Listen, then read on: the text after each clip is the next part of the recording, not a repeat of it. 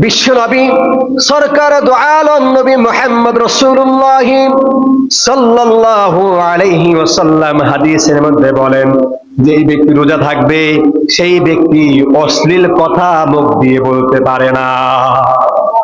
কি বলতে পারে না? অশ্লীল কথা, গালিগালাজ জবান দিয়ে বলতে পারবে না। তার মানে রোজার আরেক নাম অশ্লীল কথা না বলা। রোজা থাকা অবস্থায় মিথ্যা কথা বলা যাবে না। রোজা থাকা অবস্থায় কারো প্রতি হিংসা ছড়ানো যাবে না, বিদ্বেষ ছড়ানো যাবে না, কারো সাথে ঝগড়া করা যাবে না। এই সমষ্টিগত বিষয়ের নাম হচ্ছে রোজা। এগুলা সবগুলোর নাম কি?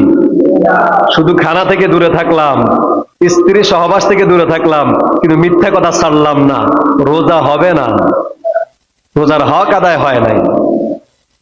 অথবা মিথ্যা কথা বলা থেকে দূরে থাকলাম, মিথ্যা কথা ছাড়লাম না, অশ্লীল কথাও ছাড়লাম না, হিংসা বিদ্বেষও ছাড়লাম না।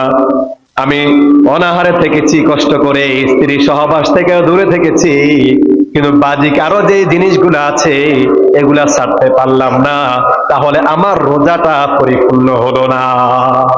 রোজা কি হলো না? পরিপূর্ণ হলো না।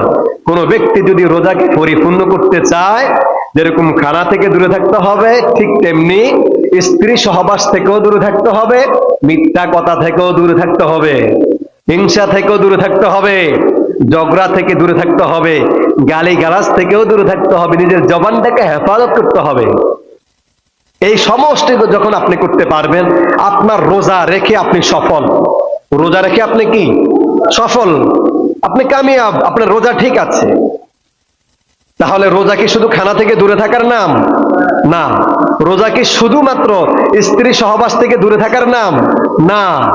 রোজা স্ত্রী সহবাস থেকেও দূরে থাকতে হবে, খানা থেকেও দূরে থাকতে হবে, অশ্লীল কথা থেকে দূরে থাকতে হবে, ঝগড়া থেকে, মিথ্যা কথা থেকে, সমস্ত অন্যায় থেকে, গুনাহ থেকে দূরে থাকার নামেই হচ্ছে রোজা।